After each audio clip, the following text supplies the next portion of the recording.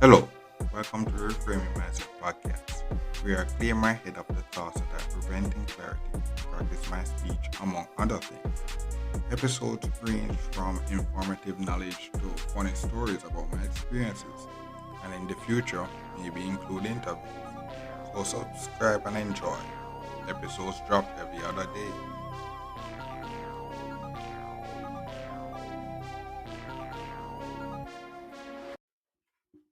Okay, welcome back to Reframe Mindset Podcast. My name is Constant Brooks.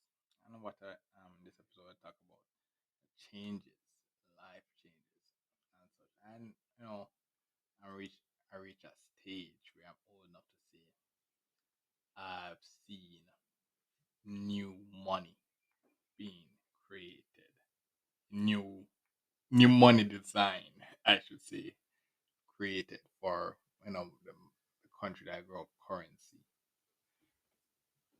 And it's it's funny. In my grandmother's time, when we tried to grow up with my grandmother, and she would just say something like she's coming from a time where there was a different type of money and such. And then what happened is that I would have grown up, and what happened is that she would I would grow up with the form of money that I grew up with, and then she would say something like or the whole family would say something like, we're coming from a time where like for example, $50 could buy you so much stuff, but now barely can't buy anything and such. And that's as you grow older, you hear the same thing as things prices increase. You'll be like, oh, in my days, that we could buy so many stuff and with this amount of money, but now you can't. You have to actually have more and such. So, and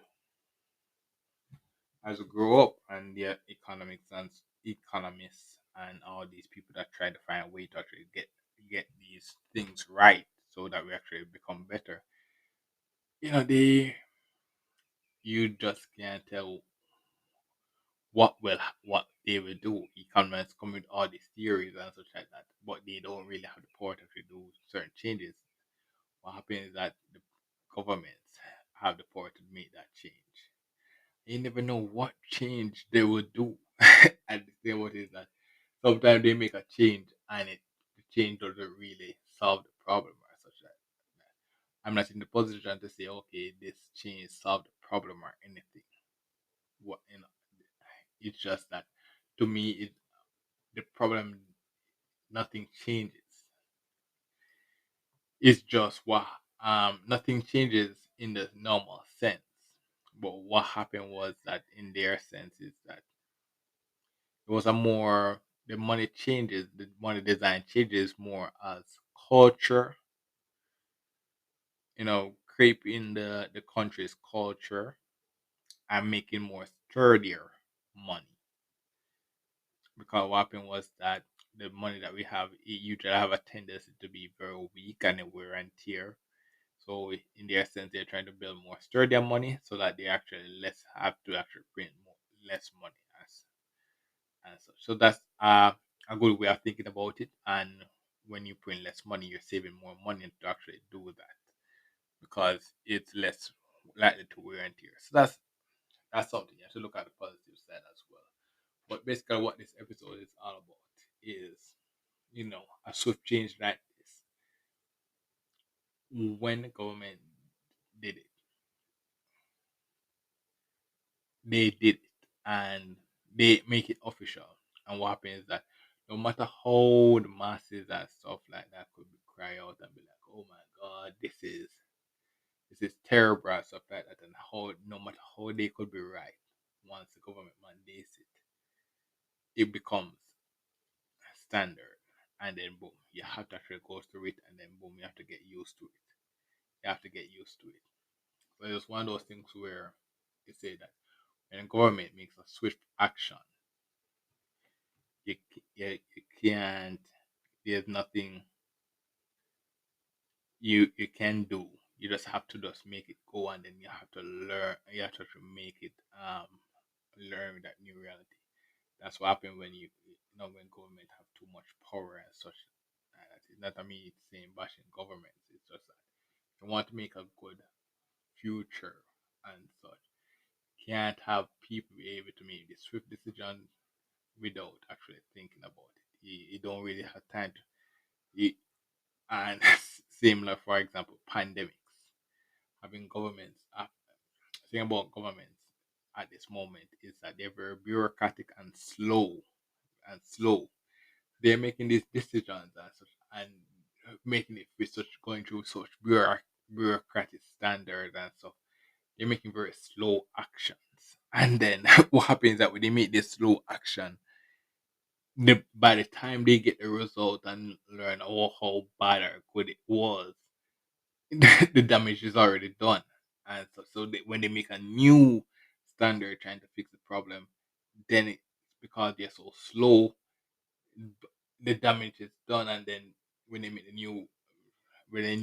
the new solution, try to fix the problem, then they may just make it worse because they're so slow. And then when they do that now, then it becomes law again, and then we have to follow it. And then boom, we just keep on in this adjusting, and such. So that's the bad thing about what a government is. They're very bureaucratic, very bureaucratic and very slow. So when they make changes and they make the changes, and the thing about the government is that they're always very out of touch with reality. That's the thing. When you're in a bubble, you're very out of touch with reality. What you're doing is that you're learning theoretical use cases stuff. That's what you're basically doing most time in government. You're not learning about the real world application of the stuff. You're learning about okay, the theoretical a thing like that and stuff, but you're not learning about what the real effects does. You're not really out in the field. You're not really out in the field. You're just in there. You read it, and so when you're out in the field now, that's one thing that you actually go and try to change about government. Get them out in the field more, not in the sense that because what happens that the thing about government people or politicians, when they go in the field, they're out here just trying to look for votes and stuff like that. No, how I think about is that the government people are politicians. They're incentivized to actually make even they're selfish. The incentive there and the incentivized goes to the country, going to the government to make either themselves better or the country better, and they live in the country. And so would it be incentivized for them to actually be out in the field, not out there try to make votes as they would normally do, but also take the time to actually understand the real world use case of their life.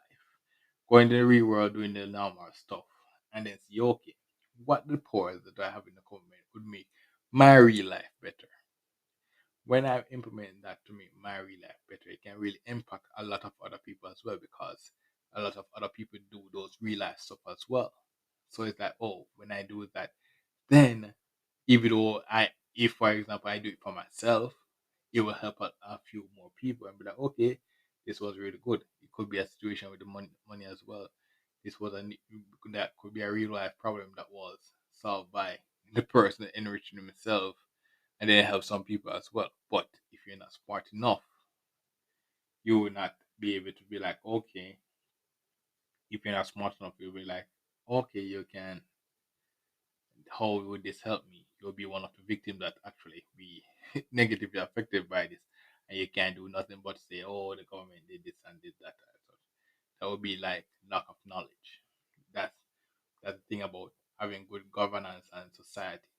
The society, our government is keeping check, and the society is good where the society is just as smart or even smarter than the government people, so that they can actually stop the ability to actually do swift bad action that negatively affect the country. you know. Uh, so as I said, this is a new reality now where there's new money being printed.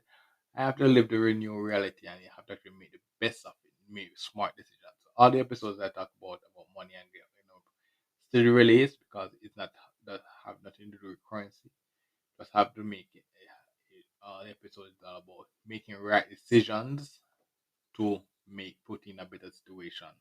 When you make more right decisions, you need less money to actually bail you out of bad decision because you're not put in that bad position, so you can have more money to spend on things that you like to live a more better quality of life. Yeah, so that's basically it for this episode. Thank you for listening, and look forward for the next episode. Mm.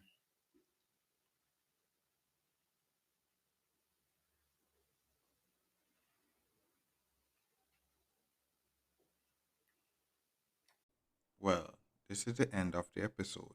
Thanks for watching and look forward for the next episode. To support this podcast, go to anchor.fm/cssb/support or become a sponsor for this episode. If you have a product that you want to have more exposure, DM me on the Instagram page, Reframing Mindset Podcast, or on Twitter at ReframingP. Either way would help. Thank you regardless for listening, and here's a preview for the next episode. Let's talk about 34 week of the 95 experience.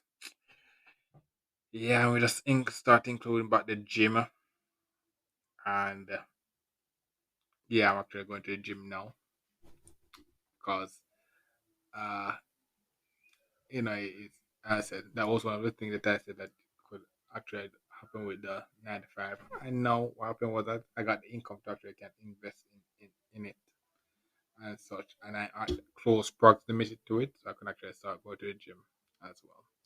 And what happens now is that I'm back on the morning shift. Finally, finally, bro. The thing about working, bro, is that you have to do this for a long time to make the income. Just just to you have to do that for a long just to make the income just to maybe support